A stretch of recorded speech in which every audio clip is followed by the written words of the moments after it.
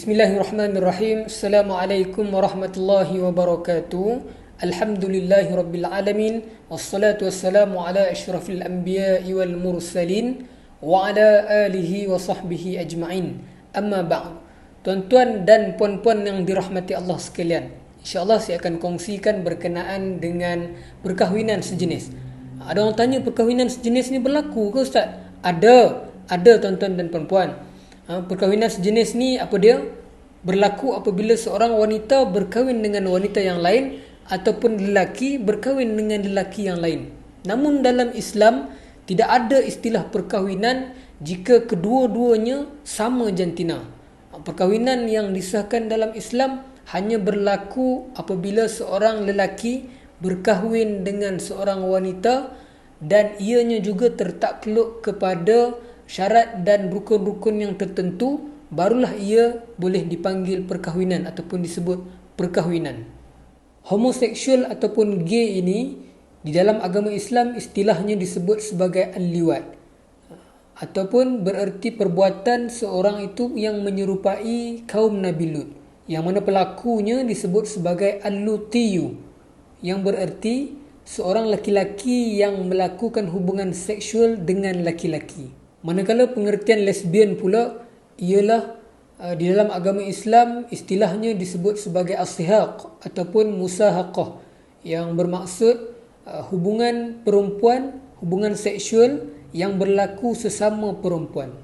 Jadi jelaslah di sini bahawa hukum mereka yang melakukan perkahwinan sejenis tidak kira lelaki ataupun perempuan, ianya tergolong dalam golongan dosa-dosa besar. Jadi makanya hukumnya adalah haram, tuan-tuan dan puan-puan yang dirahmati Allah Subhanahu wa taala. Seterusnya kita tengok apa pula balasan yang dijanjikan oleh Allah Subhanahu wa taala kepada mereka yang melakukan perkahwinan sejenis, hubungan sejenis yang tergolong dalam golongan LGBT ni, tuan-tuan dan puan-puan yang dirahmati Allah.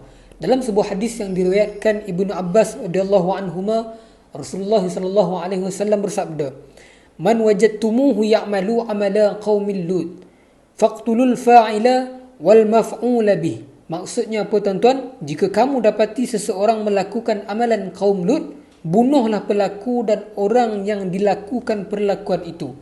Riwayat Abu Daud, Ibnu Majah dan At-Tirmizi. Assalamualaikum semua. Saya Faruqi.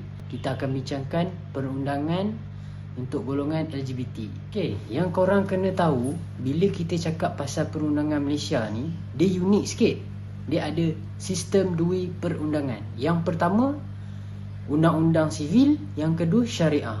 Okey. Untuk golongan LGBT ni, diorang ada perundangan untuk diorang dua, sivil dan syariah. Okey. Kita duk cakap pasal golongan LGBT bersalah apa semua ni kan. Okey, dalam mahkamah sebenarnya apa yang disabitkan mereka ni bersalah? Okey, korang kena tahu, yang pertama, kesalahan mengamalkan seks di luar tabi'i. Itu yang pertama. Yang kedua, berperwatakan berlainan jantina di khalayak ramai. Yang ketiga, permohonan menukar jantina. Yang keempat, mengadakan program mempromosi LGBT. Keempat-empat ni adalah peruntukan kesalahan di bawah undang-undang untuk golongan LGBT. Okey, antara seksyen-seksyen yang terdapat dalam perundangan untuk golongan LGBT ni adalah seksyen 377A, 377B, 377AC, 377B.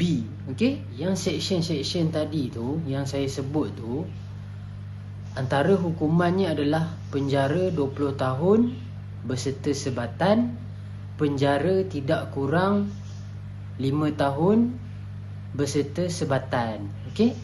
Dalam perundangan syariah pula ada seksyen ataupun akta kesalahan kepada golongan tersebut. Undang-undang jenayah syariah turut menyediakan hukuman untuk yang melakukan hubungan seks di luar tabi'i.